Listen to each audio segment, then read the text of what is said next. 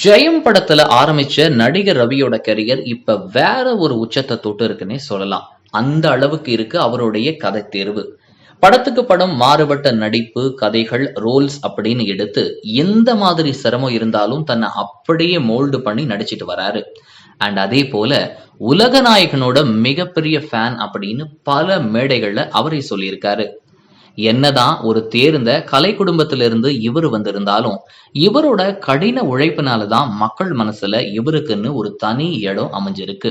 M Kumaran, son of Mahalakshmi, Dass, உனக்கும் எனக்கும், தீபாவளி, சந்தோஷ் சுப்பிரமணியம், தாம்தூம், பேராண்மை, தில்லாலங்கடி, எங்கேயும் காதல், பூலோகம், தனி ஒருவன், மிருதன், போகன், ரோமியோ ஜூலியட், அடங்கமறு, கோமாளி, டிக் டிக் டிக், பூமி, பொன்னியின் செல்வன் போல பல கதைகளை அழகான முறையில தேர்வு செஞ்சு ஒரு நல்ல மெனக்கடல் எடுத்துக்கிட்டு தரமான படங்களை கொடுத்துட்டு வராரு.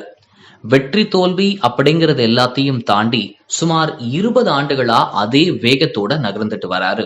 நடுவுல சில வருஷங்கள் சில சறுக்கல்களை அவர் சந்திச்சிருந்தாலும் அந்த தவறுகள்ல இருந்து தன்னை மெருகேத்திக்கிட்டு இப்போ வேற மாதிரி உருவாகி இருக்காரு. இந்த வருஷம் மட்டுமே சுமார் 6 படங்கள் இவரோட நடிப்புல வெளியாக இருக்கு. அதுல போன மாசம் பூலோகம் இயக்குனர் கல்யாண் இயக்கத்துல அகிலன்ற திரைப்படம் வெளியாகி கலவையான விமர்சனங்களை வாங்கிச்சு. அண்ட் இந்த மாசம் எண்டுல பொன்னியின் செல்வன் பார்ட் 2 வெளியாக இருக்கு. இந்த படத்துக்காக உலகமே வெயிட்டிங்ல இருக்குன்னு சொல்லலாம். இன்னும் வரக்கூடிய மாதங்கள்ல ஜனகணமன, இறைவன், ஜெயம் ரவி 30, சைரன் என கிட்டத்தட்ட 4 படங்கள் ரிலீஸுக்கு ரெடி ஆகிட்டே வருது.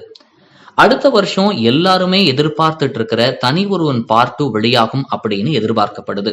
இந்த நேரத்துல பொன்னியின் செல்வன் பார்ட் 1 வெற்றிக்கு அப்புறம் ஜெயம் ரவியோட சம்பளம் பல கோடிகள் உயர்ந்திருக்கதா தகவல் வெளியாகி இருக்கு. அதுவும் பொன்னியின் செல்வன் பார்ட் 2க்காக ஜெயம் ரவிக்கு 25 கோடிகளை சம்பளமா கொடுத்திருக்காங்கன்ற தகவல் கசிஞ்சிருக்கு.